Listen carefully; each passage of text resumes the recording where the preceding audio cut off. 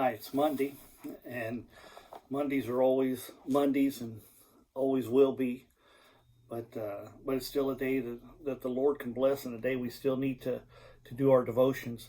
I'd like to talk this morning about the topic of better than rubies. You know, Proverbs 18:11 says, "For wisdom is better than rubies, and all the things that may be desired are not to be compared to it." In May of 2012, a 32 carat, I mean, imagine the size of this, a 32 carat ruby and diamond ring, part of a collection of a lady of Lily Safra, one of the richest women in the world. It was sold at auction in New York City. Now, the estimation on it was that it was going to go anywhere between $3 to $5 million. But the actual sale price was $6.7 million for one ring, believed to be the most expensive ruby ever sold, but or ever sold at auction. But as valuable as rubies are, we read in there, the Bible tells us that wisdom is better. That verse says, "For wisdom is better than rubies." I mean, no earthly treasure is what the Bible is trying to tell us. No earthly treasure can compare to wisdom, because nothing offers the same protection or benefits or blessings. That ruby's not going to protect you. That ruby's not going to be what's giving you blessings. Or that ruby's not going to give you wisdom from the Bible. And so it's not going to do any of that. And so even though we talk about how valuable it is, the Bible tells us that wisdom is far better than that. You know, anything of value can be counterfeited. You know, they can take those big stones like that and they can cut them and make them look. I mean, you ever go to the store and you look at it, you think, well, that looks real. And they tell you, well, no, that's just a fake diamond. You know, well, or fake ruby or something, the stones. You think, well, man, it looks real to me. I thought it was real. But no earthly treasure though can compare to wisdom here. You know, James warns us that wisdom warns us about wisdom that's not from God, about wisdom that's fake. He says in James 3:15, he says, "This wisdom descendeth not from above, but is earthly, sensual, devilish." James 3:15 there. See, godly wisdom can be discerned because of the fruits that it produces. When we're following God and we're seeking godly wisdom, then it's going to show.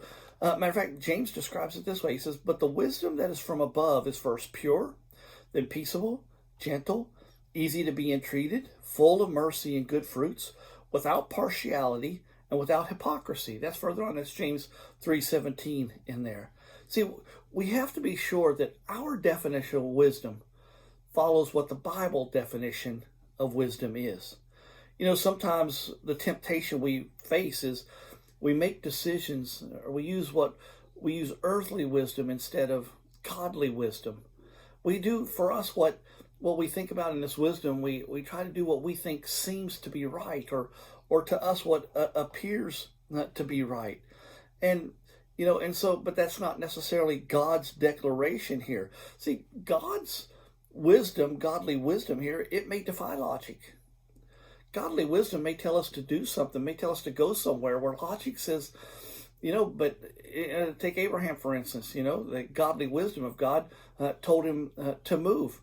And, you know, not knowing where, but telling his wife where we're moving. And so logic would not say to do that. Logic would say for a man not to go out on a mission field where he's going to go to places that he doesn't know about. He's going to go to people that he doesn't necessarily know. You know, earthly logic doesn't produce that. So it may defy logic and it may defy reasoning here. But one thing that God's godly wisdom will do is it'll never defy a scripture. And so God has given us the principles for this successful living in His Word. But it has to be applied to be in effect. We can't say we have godly wisdom and then not apply it to ourselves. It has to be applied. You know, living according to the wisdom changes our relationship to God. If we're using godly wisdom, it's going to change that. and it's going to change that, make things, make it with those around us. It's going to make things better. It's going to make our lives better. It's going to bring in the blessings. Matter of fact, what it'll do is it'll make it more valuable than rubies for our lives. How valuable is God's wisdom? Because He's telling us it's more valuable. How are we going to find God's wisdom? By reading His Word, by studying, by praying, by talking to God. That's how we're going to find that wisdom. And once we do, there's no ruby on earth that that's more valuable than God's wisdom. So just keep that in mind today as you go through your day. Thanks.